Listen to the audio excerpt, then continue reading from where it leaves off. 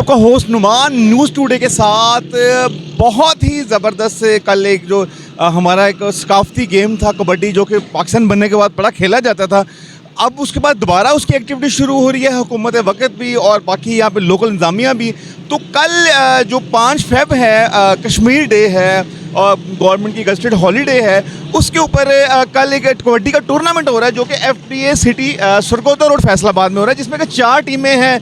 House of tyre Punjab है, सांझा Punjab kabaddi club है, आज़ाद कबड्डी क्लब है और ननकाना साहब कबड्डी क्लब है। और जो अपना नुमाइशी मैच होगा कश्मीर कबड्डी क्लब और रंधावा कबड्डी जो अकेडमी है उनके होगा।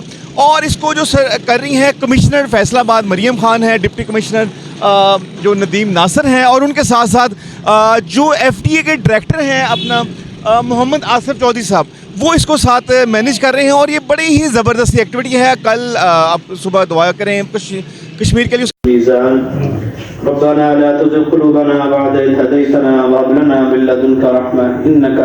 उसके बाद जब आप निकलते हैं तो ये आप इसको एक्टिविटी को ज्वाइन कर सकते हैं। ये 10 बजे के बाद ये शुरू होगा, सरगोदा रोड FTA सिटी। जी।